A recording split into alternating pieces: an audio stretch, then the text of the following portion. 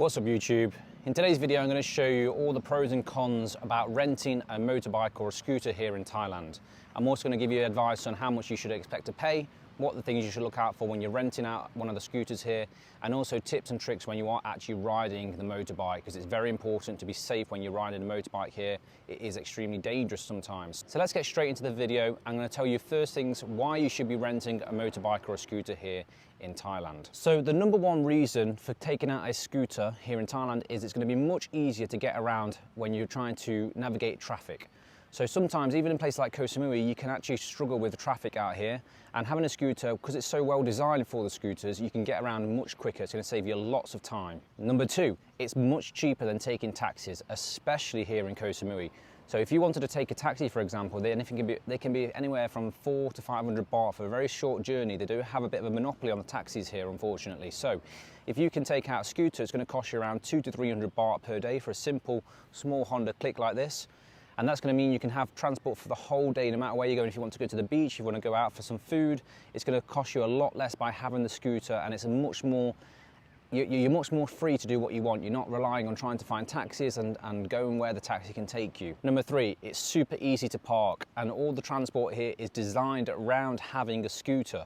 So you've got massive parking lots all the way around.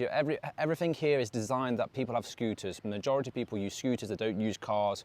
So it's all set up for having a scooter. So it's going to be very easy for you to actually get around here. And final reason why you should rent a scooter is probably the most important. You can actually explore at your own pace. So if you want to get up in the morning, take your scooter out, go to have some breakfast somewhere, go for some lunch, go to the beach, go explore some of the kind of the hills and mountains, wherever you are in Thailand, you can do it at your own pace. You're not set by like a tour or groups, for example, or taxis and drivers, etc. You can just take the bike out, go at your own pace and do your own thing, and that's the best way to do it in my opinion. So now let's get onto the tips on how to actually rent the scooter, so the process of going through finding a scooter and actually taking it out in your name. So the number one thing is, do not leave your passport with any company that wants to take it as a deposit or kind of document proof. You can leave a copy of it, but do not leave your physical passport with them. I myself have been through this in another country, haven't had any issues here in Thailand, but I learned from this situation many years ago. Never ever leave your passport with anyone as a deposit. You don't need to have a passport. The only reason they would do that is because they feel that gives them a much more high leverage upon you if you do have an accident or any issues with the bike. So make sure that you do not leave your passport with them. You can leave a copy of your driving license or even just a copy of the passport. But if someone's got your passport in their possession, they can pretty much do what they want to if there's anything wrong with the bike or if there's a scam going on. So make sure you don't leave a passport with anybody. Number two, make sure you're checking out the company that you're going to rent the bike from first. Make sure you check their reviews, go on their Google profile. Reviews are essential here. It means that people have not been scammed by these companies in the past, and that's going to make sure that you're renting it from a reputable company. Number three, and I'm going to give you an idea of what that looks like right now, is take a comprehensive video of the motorbike or scooter that you're taking out. So all you need to do is when you're going to take the bike out, before you sign the contract, literally get your camera and go through here like this, through the whole bike. And the places I would look out for most of all is around here. Around the back of the wheel, all this kind of engine casing, etc. That's where it's going to be expensive if there's any scratches or any damage or exhaust, for example.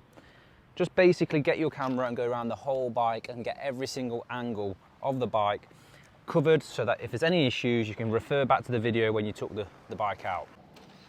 Number four, if you haven't got experience riding a bike, do not take out some big motorbike or big scooter. All you need here in Thailand is a very small Honda Click 125, or maybe a little bit more than that, 165, a Yamaha NMAX at the very most. I myself in the UK used to ride big sports bikes. I've ridden the biggest bikes you can actually buy. I'm riding here a Honda 125 Click. It's good because it's very nimble, it's easy to get around. You don't need anything bigger than that here. So especially if you've got no experience, do not go and get anything bigger than this. They're harder to learn on if you get bigger bikes. These are really simple, so go for this kind of bike if it's your first time. Now this is personal choice, but I would always recommend wearing a helmet. You see a lot of people go around here not wearing helmets. My personal advice is you should wear a helmet. Unfortunately, there's a lot of people that do not do this, and you will get fined if you get stopped by the police stop checks or whatever they're called, checkpoints. So they do have them quite often, especially in Phuket. I've heard about this happening a lot to tourists. It's 500 baht to 1,000 baht fine. Yeah, it's not a lot of money, but if you can wear your helmet, just do it. But it's your personal preference. You don't actually really need to wear a helmet. You're just going to get a fine if you do get caught. Okay, my final tip is if you're nervous that you've never ridden a bike before and you want to take a scooter out, rent it out and take it into somewhere nice and quiet off the side of the road, a car park, somewhere like this, for example, and just practice on it first. Don't go full guns ahead, full guns blazing down the road and trying to just go for it and thinking that you're going to learn as it goes. It's dangerous on bikes, guys.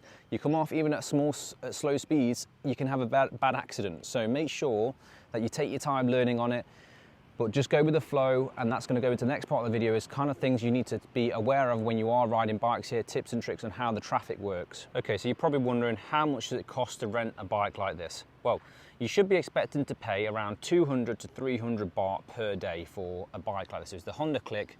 This is brand new, and it's not an expensive price in my opinion for something like this. It's quite affordable, very easy to get around. It will save you a lot of money in the long run. Now, if you are renting on a longer term basis, you can get these for a bit cheaper. And I've heard of it being around 2 to 3k baht per month maximum for something like this in a good condition.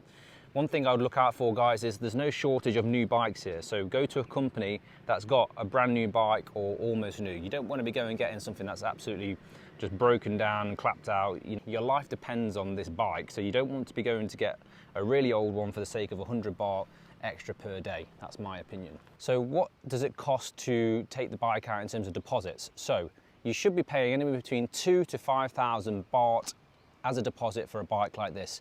And again, you don't need to leave your passport as a deposit part. You just need to pay 2,000 to 5,000 baht deposit for a Honda Click 125 or a small similar style scooter. If you go for a bigger bike, then there might be a different story. It might be a bigger deposit, or you might need a copy of your document. Well, personally, for a bike like this, you don't need anything more than a 5,000 baht deposit, which is about 125 pounds, for example. So it's very affordable, and it's very acceptable, in my opinion. Okay, so final part of the video, because I want to keep this nice and short and sweet for you guys, informative. Tips on riding. Well, number one thing is I'm going to put some video clips of this happening when I've been riding with the GoPro on the head.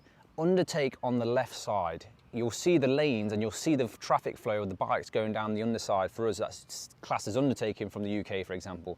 Make sure you're undertaking on the side, on the left, and you're not overtaking, because you'll find that cars are going to come straight at you. They're not used to it. So make sure you don't make that mistake of trying to overtake on This is a really important point as well.